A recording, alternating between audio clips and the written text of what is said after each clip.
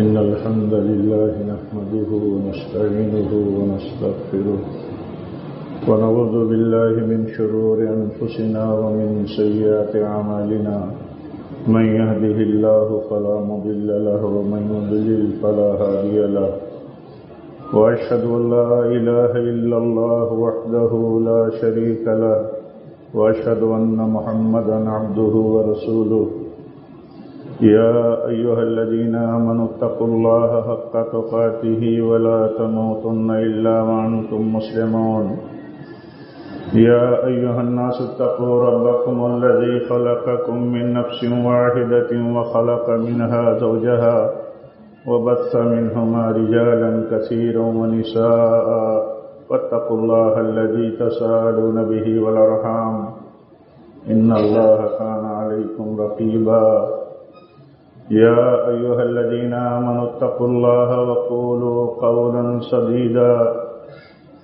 يصلح لكم أعمالكم ويغفر لكم ذنوبكم ومن يطع الله ورسوله فقد فاز فوزا عظيما أما بعد فإن خير الحديث كتاب الله وخير الهدي هدي محمد صلى الله عليه وسلم وشر الأمور محدثاتها وكل محدثة بدعة وكل بدعة ضلالة وكل ضلالة في النار. أعوذ بالله من الشيطان الرجيم. بسم الله الرحمن الرحيم. قاف والقرآن المجيد بل عجبوا أن جاءهم منذر منهم فقال الكافرون هذا شيء عجيب أَإِذَا مِتْنَا وَكُنَّا تُرَابًا ذَلِكَ رَجْعٌ بَعِيدٌ قَدْ عَلِمْنَا مَا تَنقُصُ الْأَرْضُ مِنْهُمْ وَعِندَنَا كِتَابٌ حَفِيظٌ بَلْ كَذَّبُوا بِالْحَقِّ لَمَّا جَاءَهُمْ فَهُمْ فِي أَمْرٍ مَّرِيجٍ أَفَلَمْ يَنظُرُوا إِلَى السَّمَاءِ فَوْقَهُمْ كَيْفَ بَنَيْنَاهَا وَزَيَّنَّاهَا وَمَا لَهَا مِنْ فُرُوجٍ والأرض مددناها وألقينا فيها رواسي وأنبتنا فيها من كل زوج بهيج تبصرة وذكرى لكل عبد منيب ونزلنا من السماء ماء مباركا فأنبتنا به جنات وحب الحصيد والنخل باسقات لها طلع نضيد رزقا للعباد وأحيينا به بلدة ميتا كذلك الخروج كذبت قبلهم قوم نوح وأصحاب الرس وثمود وعاد وفرعون وإخوان لوط وأصحاب الأيكة وقوم تبع كل كذب الرسل فحق وعيد أفعينا بالخلق الأول بل هم في لبس من خلق جديد. وقال الله تعالى في موضع آخر يا أيها الذين آمنوا أطيعوا الله وأطيعوا الرسول وأولي الأمر منكم فإن تنازعتم في شيء فردوه إلى الله والرسول إن كنتم تؤمنون بالله واليوم الآخر ذلك خير وأحسن تأويلا. معزز حاضرین جمعہ، حضرات و خواتین، اللہ تعالیٰ نے جو عقیدہ ہمیں دیا ہے، جس ایمان کی بنیاد پر ہم مومن اور مسلمان ہیں، ہماری زندگی کا سدھار اسی ایمان اور عقیدے سے ہی ہو سکتا ہے. یہ جو ہمارے سامنے یا کسی بھی فکر مند آدمی کے سامنے، کسی بھی فکر مند مرد و عورت کے سامنے یہ جو مسئلہ ہے کہ یہ سدھار کیوں پیدا نہیں ہوتا، یہ بگاڑ قابو میں کیوں نہیں آتے، فساد بڑھتا جاتا ہے، اصلاح ہوتی نہیں ہے یا اصلاح بہت کم ہے، تھوڑی سی توجہ سے سمجھ میں یہ بات آتی ہے کہ اصل میں ایمان اور عقیدہ کمزور ہے. ہمیں ہمارا ایمان و عقیدہ کنٹرول نہیں کرتا، جس کو ہم اصل سمجھتے ہیں دعووں میں، باتوں میں، فکر میں، لیکن عملاً اور حقیقتاً وہ ہمیں نہیں کنٹرول کرتا. اگر وہ ہمیں کنٹرول کرنے لگے تو اس کا حوالہ ہمارے لیے کافی ہو جائے جب ہم کہیں غافل ہو جائیں، جب کہیں ہم بیلنس توڑنے لگیں، جب کہیں ہم ٹریک سے اترنے لگیں، توازن ہمارا بگڑنے لگے، کہیں ہم سے غلطی ہونے لگے، کہیں ہم پر اثرات غلط ماحول کے، سماج کے، شیطانی ہونے لگیں، تو وہ ایمان ہمیں فوراً کنٹرول کر دے، تو وہ کمزور ہیں ہمارے۔ اسی لیے آپ غور کریں گے تو اللہ تعالیٰ نے، پیارے نبی صلی اللہ علیہ وسلم نے اکثر جگہوں پر آپ دیکھیں گے کہ جب بھی کسی بگاڑ کی اصلاح کی بات کی تو حوالہ دیا ایمان کا، حوالہ دیا عقیدے کا، حوالہ دیا آخرت کا، حوالہ دیا حساب و کتاب کا، حوالہ دیا کل کا کہ کل جواب دہی ہے، حوالہ دیا اسلام کا۔ اچھا آپ بتائیے کہ ایک نوجوان کو اسلام سے پہلی کی زندگی میں اگر کسی غلط تعلق کا حوالہ دیا جاتا ہے تو اسلام کی بات کر کے اس غلط تعلق کو ریجیکٹ کر دیتا ہے، کہتا ہے وہ غلط تعلق جاہلیت کا تھا، اسلام میں آنے کے بعد اسے باقی نہیں رکھا جا سکتا۔ یعنی اسلام کنٹرول کرتا ہے، اسلامی سوچ کنٹرول کرتی ہے، اسلامی سوچ مضبوط نہیں ہے، اسلام و ایمان ہمیں نہیں کنٹرول کرتا تو ہم نہیں کنٹرول ہو پائیں گے۔ اللہ تعالیٰ کہتا ہے اے ایمان والو اللہ کا حکم مانو، حوالہ دیا ایمان کا۔ اللہ کے اوپر ایمان کا تقاضا ہے کہ اس کا حکم اور اس کی ہدایت مانی جائے۔ معلوم ہوا کہ اللہ کی ہدایت مانی جائے گی کب؟ جب اس کی ہدایت ماننا ہم پر لازم ہے، ہمارے ایمان کا بنیادی تقاضا ہے۔ اگر وہ تقاضا ہماری سمجھ میں نہیں ہے، بات ایمان کی ہے، سننا جاننا بیان کرنا ایمان کا ہے، لیکن حقیقت نہیں ہے زندگی میں کہ ایمان کا تقاضا ہے اللہ رب العالمین کے اوپر کہ وہ جو حکم دے اس کو مانا جائے، کیونکہ ایمان کہتا ہے کہ رب العالمین جو ہم کو حکم دے گا وہ ہمارے حق میں خیر ہوگا، جس سے روکے گا وہ ہمارے حق میں شر ہوگا، اس سے بچنا ضروری ہے۔ یہ تصور اور کنسپٹ کمزور ہے تو ہم ہر جگہ اپنے بیچ میں پیدا فساد اور بگاڑ پر قابو نہیں پا رہے ہیں، ہم اپنے اوپر قابو نہیں پا رہے ہیں، سماج کے اوپر ہم قابو نہیں پا رہے ہیں، اپنے گھر سے لے کر کے اپنے باہر، اپنے بڑے اپنے چھوٹے، اپنے ماتحتوں پر کہیں قابو نہیں مل رہا ہے۔ اس لیے قابو نہیں مل رہا ہے کہ ہر جگہ جس چیز کی بنیادی ضرورت ہے، جو اصل کنٹرولنگ پاور ہے، وہی پاور کمزور ہے۔ وہ پاور کمزور ہے تو کنٹرول نہیں ہو سکتا۔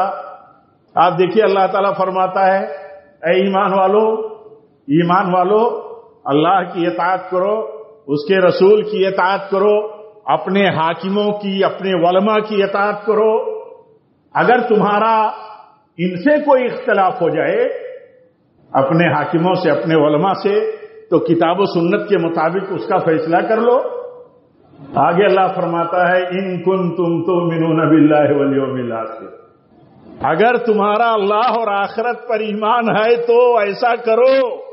معلوم یہ ہوا کہ آخرت کا ایمان ہمیں پابند کرتا ہے کہ اللہ اور اس کے رسول کا حکم ماننا یہ ایمان کا تقاضا ہے، ایسے ہی اپنے حاکموں اور اپنے علماء کا حکم ماننا یہ ایمان کا تقاضا ہے۔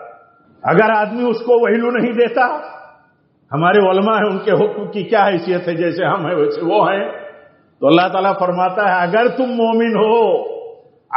مومن ہو اپنے دعوے میں سچے ہو تو تم کو اللہ ایمان کا حوالہ دے کر کے حکم دیتا ہے، اور آخرت پر اگر تمہارا ایمان ہے تو آخرت کے اوپر ایمان کا یہ تقاضا بنتا ہے کہ رب العالمین کا حکم تم مانو۔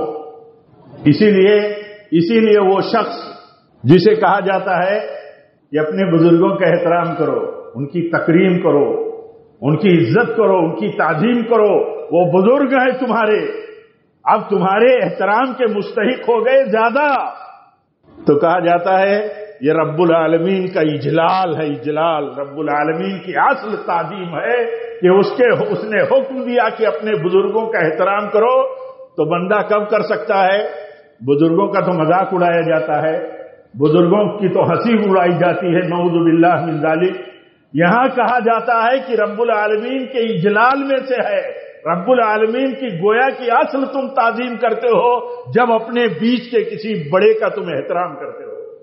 تو یہ اس طرح کی بہت سی چیزوں پر آپ غور کیجئے. جگہ جگہ آپ جگہ کسی بھی موضوع کو آپ اٹھائیں گے اس موضوع میں یہ چیز آپ کو ملے گی کہ اللہ اور اس کے رسول کے اوپر ایمان اور عقیدے کا جب تقاضا یہ بنتا ہے اور وہ جتنا مضبوط ہوگا اتنا ہی اصلاح ہوگی. تو اصل توجہ اصل چیز تو یہ ہے کہ ہم دیکھیں کہ ہمارا ایمان کہاں ہے, ہمارا ایمان کتنا قوی ہے. دیکھیے اللہ تعالیٰ فرماتا ہے مومنو وذروا ما بقی من الربا, جو کچھ تمہارا سودی بقایا ہے چھوڑ دو. آگے کہتا ہے اگر تمہارا اللہ پر ایمان ہے. کیا اللہ پر ایمان ہے؟ اللہ کے اوپر ایمان کا تقاضا یہ ہے کہ اس کے حکم کی پابندی کی جائے اور اس کے حکم کے اوپر ایمان کا تقاضا یہ ہے کہ اس کے حکم کی پیروی ہی میں خیر و برکت ہے. یہ ایمان اگر نہیں ہے یا یہ ایمان پاور نہیں رکھتا کہ کنٹرول کر لے تو کہاں سودی معاملات کنٹرول میں آتے ہیں, کہاں بد اخلاقیاں کنٹرول میں آتی ہیں, کہاں بگاڑ کنٹرول میں آتا ہے, کہاں سود اور زنا کنٹرول میں آتا ہے؟ نہیں کنٹرول میں آتا. اور اگر یہی عقیدہ ہو کہ یہ اللہ کے غضب اور ایمان کے خلاف ہے تو وہ کنٹرول میں آتا ہے. جیسے حدیث میں آتا ہے جس بستی میں بھی سود اور زنا عام ہو اس بستی کے اوپر اللہ کا عذاب حلال ہوتا ہے. تو یہ ایمان کی اللہ کا عذاب اس مسلط ہوگا اس بستی پر, اس بستی والوں پر. وہ اللہ کے عذاب میں معلوم نہیں کس قسم کے اور کس انداز کے عذاب میں مبتلا کر دیے جائیں گے, اور اس سے بڑی مصیبت یہ ہوگی کہ اسے عذاب بھی نہیں سمجھیں گے. تو کہا یہ اللہ تعالیٰ کے عذاب کا ڈر اور اس کے ایمان کا جب تقاضا بندہ سمجھے گا کہ تقاضا ہے ایمان کا. دیکھیے حدیث میں آتا ہے جب بندہ چوری کرتا ہے تو مومن نہیں رہتا, جب کوئی بندہ یا بندی چوری کرتے ہیں تو مومن نہیں رہتے, کوئی مرد و عورت زنا کرتے ہیں تو مومن نہیں رہتے.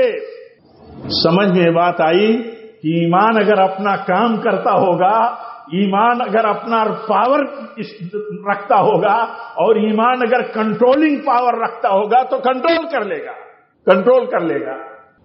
بہت ساری مثالیں ہیں. آپ یاد کیجئے اس مثال کو جسے اللہ کے نبی صلی اللہ علیہ وسلم نے بیان کیا. ایک خاتون پر, ایک عورت پر جب ایک شخص قابو پا جاتا ہے تو وہ حوالہ دے دیتی ہے, وہ حوالہ دیتی ہے اللہ کا اور حساب و کتاب کا, اور حوالہ دے دیتی ہے تو وہ ڈر جاتا ہے, بندہ ڈر جاتا ہے.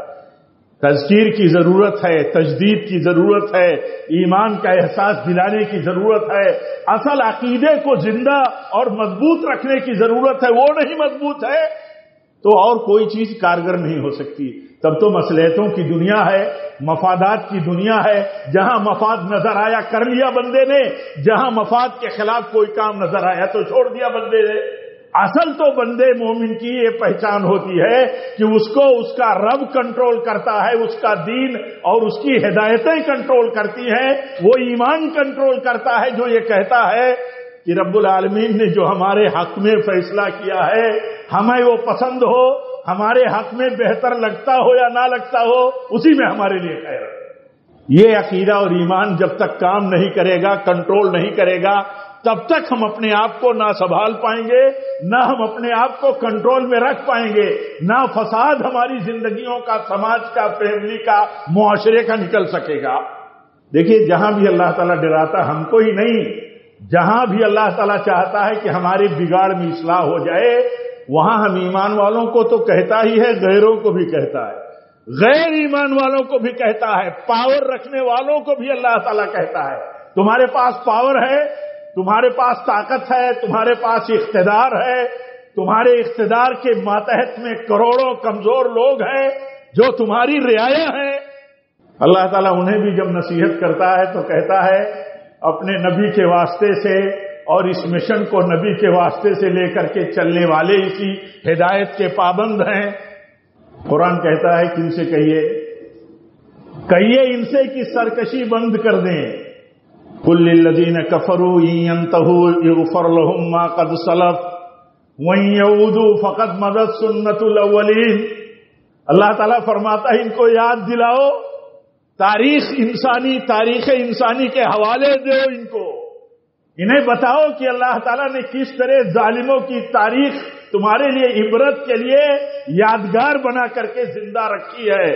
اگر تم ظلم کا سلسلہ جاری رکھو گے تو تم پر وہی اللہ کی سنت دوہرا دی جائے گی، اور اگر تم چھوڑ دو گے تو اللہ تعالیٰ تمہیں معاف کر دے گا. دیکھو اللہ کے فیصلے اور اللہ تعالیٰ کے نظام پر جب تک ایمان اور توجہ نہیں جائے گی، اپنی اور دوسروں کی انہیں جب تک توجہ نہیں دلائی جائے گی کہ تمہارے لیے اصل تو رب العالمین کا فیصلہ ہے، جس کے بارے میں تم بھی کہتے ہو ہم بھی کہتے ہیں ہمارا خالق اللہ ہے، مالک اللہ ہے، بارش اللہ برساتا ہے، سب کا مالک ایک ہی ہے، سب کا مالک ایک ہی ہے. تو اس مالک کا نظام یاد کرو، اس مالک کے فیصلوں کو دیکھو اور خبردار رہو، خبردار کرتے رہو. بندہ جب تک خبردار نہیں ہوگا، ایمان اور عقیدہ اس کو خبردار نہیں رکھے گا، تب تک بندے کی اصلاح نہیں ہوگی. اسی لیے دیکھیے سنتے رہتے ہیں ہم کثرت سے، اور اس بیک گراؤنڈ میں اتر کر کے دیکھیں. اللہ کے نبی صلی اللہ علیہ وسلم فرماتے ہیں من کان یؤمن باللہ والیوم الآخر، من کان یؤمن باللہ والیوم الآخر فلیقل خیرا او لیصمت. بولتا رہتا ہے آدمی، بلکہ کہا جائے کہ بکتا رہتا ہے بکواس آدمی. کبھی کبھی کہنا پڑتا ہے کہ آدمی بکواس بکتا رہتا ہے. اپنے کسی بھائی کو، چھوٹے بڑے کو یہ کہنا کہ کیا بکواس کرتے ہو، اچھا نہیں لگتا. اچھا نہیں لگتا کہ یہ بکواس گیری ہے، لیکن بے تکی بات ہے، خیر سے ہٹ کر کے بے فیض بے فائدہ باتیں کرنا. اللہ کے نبی صلی اللہ علیہ وسلم فرماتے ہیں جو ایمان رکھتا ہو اللہ پر، جس کا ایمان ہو آخرت پر، اسے چاہیے کہ بات کرے تو بھلی اور اچھی بات کرے اور نہ چپ رہے. اچھی بات کرنے کے لیے بھی حوالہ ایمان کا، اچھی بات کرنے کے لیے حوالہ ایمان کا اور آخرت کا. کیوں ایمان اور آخرت کا حوالہ دیا جا رہا ہے؟ اس لیے کہ اچھی بات ایمان کی بنیاد پر اور آخرت کی ایمان کی بنیاد پر کبھی کبھی اتنی بڑی بن جاتی ہے، اتنی بڑی کہ ایک بات اس کے لیے باعث نجات بن جاتی ہے. اور یہی ایمان اور آخرت کا اگر تصور نہ ہو تو کیسے ہم روکیں گے؟ ایک آدمی بات کرتا رہتا ہے تو کہتا ہے میں بات کروں. ہمارے سلف کہتے تھے جو زیادہ بات کرتا ہے وہ زیادہ غلطی کرتا ہے، جو زیادہ بات کرتا ہے وہ زیادہ غلطی کرتا ہے. تو ہم میں جو زیادہ بات کرنے والے ہیں، اللہ تعالی ہم سب کو، مجھے اور آپ کو، ہر آدمی کو سوچنے کی توفیق دے کہ ہم کہیں باتیں زیادہ کرتے ہیں تو صحیح کتنی کرتے ہیں، کر سکیں گے جب بہت باتیں کرتے ہیں. تو اس کے لیے حوالہ کیا دیا؟ صحیح بخاری کی روایت ہے، اللہ کے نبی فرماتے ہیں من کان یؤمن باللہ والیوم الآخر فلیقل خیرا او لیصمت. ایمان اور آخرت کا، اللہ اور آخرت کے اوپر ایمان کا تقاضا یہ ہے، اس کا مطالبہ یہ ہے، اور اس کا ایک طرح سے تکمیل کا ذریعہ یہ ہے. ایمان کامل ہوتا ہے، ایمان آدمی کا کامل ہوتا ہے، یا ایمان کی علامت ہوتی ہے کہ بندہ بات کرتا ہے تو اس ایمان کو سامنے رکھ کر کے بات کرتا ہے کہ ان باتوں کا ریکارڈ ہوتا ہے. ما یلفظ من قول الا لدیہ رقیب عتید. جتنا انسان سنٹینسنگ کرتا ہے، تلفظ کرتا ہے، بولتا ہے، وہ سب محفوظ کیا جا رہا ہے، ریکارڈ کیا جا رہا ہے. تو یہ ایمان اسے روکے گا، یہ ایمان اسے روکے گا، اور نہ بات کرنے والے کو کون روک سکتا ہے؟ مومن کا تو ایمان ہی اسے روکے گا، مومن کا ایمان روکے گا اسے. ہر جگہ مومن کا ایمان اسے روکے گا، اور ایمان جتنا اس کا تازہ رہے گا، زندہ رہے گا، اور پاور رہے گا اس کے اندر جتنا، اتنا ہی اسے کنٹرول کرے گا. کیوں کہا اللہ تعالیٰ نے یا ایھا الذین آمنوا کتب علیکم الصیام کما کتب علی الذین من قبلکم لعلکم تتقون. اسی بنیاد پر کہا کہ تقوی تمہارے اندر پاور رہے. پاور، جس پاور کو پیدا کرنے کے لیے اللہ تعالیٰ نے تمہیں 1 مہینے تک حلال اور پاکیزہ اور لذت اور خواہشوں کی چیزوں سے جو انسان کو بہت اہم ہیں، مطلوب ہیں، لذیذ ہیں، ان سے روک کر کے اللہ تعالیٰ نے کیوں رکھا؟ اس لیے رکھا کہ وہ قوت اور وہ پاور اس کے اندر رہے کہ جہاں جہاں اللہ تعالیٰ کی نافرمانی کا مسئلہ ہے وہاں اللہ تعالیٰ کا تقوی اور اللہ تعالیٰ کے اوپر ایمان اسے روک لے. اسے روک لے۔ اسی لیے جب میں نے عرض کیا شروع میں کہ جب غور ہم کرتے ہیں تو سمجھ میں نئی بات آتی ہے کہ ہماری اصلاح کیوں نہیں ہوتی، ہماری اصلاح کیوں نہیں ہوتی۔ ہم مثال کے طور پر عورتوں کے میراث کا مسئلہ، بہنوں کو میراث دینے کا مسئلہ، میری سمجھ میں تو یہی بات آ رہی ہے کہ مسئلہ بہنوں کے میراث کا نہیں ہے، اصل مسئلہ تو ایمان سے خالی معاشرے اور افراد کی زندگیوں کا ہے۔ جس معاشرے میں حقوق میراث کے نام پر نہیں دیے جاتے، اس معاشرے کی حالت یہ ہے کہ ہر بڑا اپنے سے کمزوروں کو ہڑپ کر جاتا ہے۔ وہ بہن، بیٹیاں، عورتیں کیا وہ تو کمزور ہیں سماج میں، تو جو کمزور ہے، بڑا بھائی اگر طاقتور ہے تو چھوٹے بھائیوں کو ہڑپ کر جاتا ہے۔ اور ایسے ہی گروپ اور کمپنی میں جو پاورفل ہے، جس کے ہاتھ میں کنٹرول ہے، اپنے کنٹرول کو بیجا ناجائز تصرف کے ساتھ استعمال کرتا ہے۔ تو یہ مسئلہ یہ ہے کہ یہ صورتحال کیوں پیدا ہوتی ہے؟ یہ صورتحال اس لیے پیدا ہوتی ہے کہ اصل محنت جو کرنے کی ہے، اصل کام جو ہے، اور اصل جو دل و دماغ کی تبدیلی کا ہے، وہ ہے کہ وہ ایمان کے ساتھ تبدیل کیا جائے، صحیح عقیدے کے ساتھ تبدیل کیا جائے۔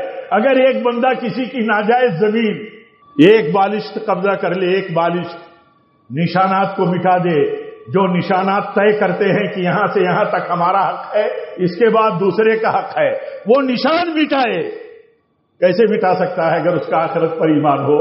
حدیث میں آتا ہے کہ ایک بالشت زمین جو ناجائز غصب کرے گا، 7 زمین کا حصہ اس کے سر پر لاد دیا جائے گا۔ اگر یہ ایمان ہو تو کتنے جلدی آدمی بری الذمہ ہو جائے، کتنے جلدی آدمی کہے کہ نہیں آپ کا حق ہے، ہم سے غلطی ہوئی ہے، ہم کہیں بہک گئے۔ لیکن اگر یہ چیز نہ ہو تو آدمی سماج میں فیور کرنے والے جمع کرتا ہے، سپورٹ کرنے والے جمع کرتا ہے، سماج میں اثرات رکھنے والوں کو اپنے سپورٹ میں کھڑا کرتا ہے، وہ چاہے سوشلی ہو، چاہے پولیٹیکلی ہو، سماجی ہو، سیاسی ہو، حتیٰ کہ قانونی سطح پر وہ اپنے فیور میں لانے کی کوشش کرتا ہے۔ نہیں کر سکتا ایسا۔ قانون سے اگر اس کے حق میں ناجائز فیصلے ملتے ہو تب بھی اس کے لیے جائز نہیں ہے۔ اور اس کے لیے نبی صلی اللہ علیہ وسلم کی مشہور حدیث ہمارے لیے ہدایت کے لیے کافی ہے۔ اگر ہم ہدایت حاصل کریں، اللہ ہم سب کو توفیق دے، کہ آپ نے فرمایا میرے پاس جھگڑے آتے ہیں، 2 فریق جھگڑے لے کر کے آتے ہیں، ان میں اگر کسی کا بیان، کسی کی وضاحت زیادہ مؤثر ہو، سمجھ میں آ جائے کہ حقدار ہے اور اس کے حق میں فیصلہ دے دوں، اور وہ حقدار نہیں ہو اور وہ لے میرے فیصلے کی وجہ سے جبکہ وہ حقدار نہیں ہے، تو اللہ کے نبی فرماتے ہیں صلی اللہ علیہ وسلم، تو اس نے گویا کہ جہنم کا ایک ٹکڑا لے لیا۔ کیوں حوالہ دیا جہنم کا ایک ٹکڑا لے لیا؟ اس لیے حوالہ دیا کہ جہنم کا ایک ٹکڑا لے لینا یہ ایک مومن کے لیے کبھی گوارا نہیں ہو سکتا، کبھی نہیں گوارا ہو سکتا۔ تو خلاصہ یہ ہے میرے بھائیوں گفتگو کا کہ دیکھیے، ہم دیکھیں، سمجھیں، ہم اس نقطۂ نظر سے دیکھیں کہ جب بھی ہمارے یہاں کوئی بگاڑ ہے، ہم انسان ہیں، بگاڑ آتا ہے، غلطیاں ہوتی رہتی ہیں، تو دیکھیں کہ ہم ایمان والے ہیں، ہمارا آخرت پر ایمان ہے، ہمارا حساب و کتاب پر ایمان ہے، ہمارا اس بات پر ایمان ہے کہ ایک ایک معاملہ، ایک ایک عمل، ایک ایک بات، ایک ایک حرکت ہماری ریکارڈ کی جا رہی ہے اور سب کا ہمیں حساب دینا ہے اللہ کے ہاں۔ تو یہ عقیدہ ہمیں روکے گا، یہ عقیدہ ہمیں کنٹرول کرے گا۔ ہم اپنی باتیں اچھی کب کر پائیں گے؟ ہم بری باتوں سے اپنی زبان کو، اپنے کو برے عمل سے کب روک پائیں گے؟ جب ہمارا ایمان ہوگا اللہ پر، جب ہمارا ایمان مضبوط ہوگا آخرت پر۔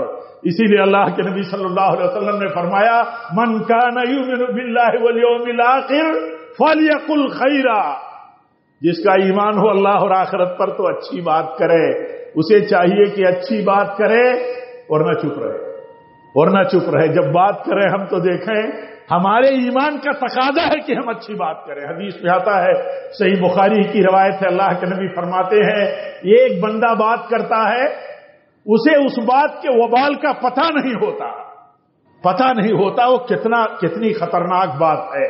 مشرق اور مغرب کے بیچ کا جتنا ڈسٹینس ہے، جتنا فاصلہ ہے، یہ اتنے فاصلے کی جہنم کی گہرائی میں چلا جاتا ہے اس بات کی وجہ سے.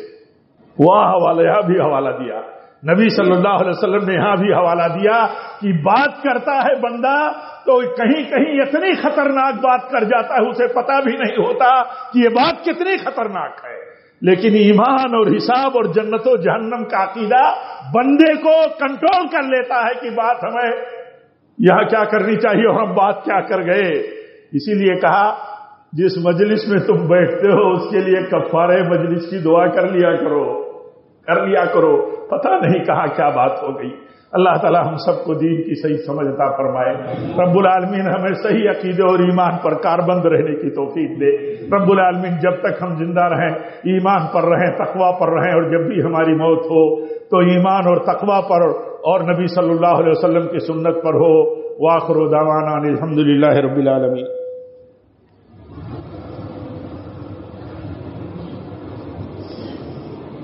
الحمد للہ رب العالمین والصلاة والسلام علی رسولہ النبی الکریم.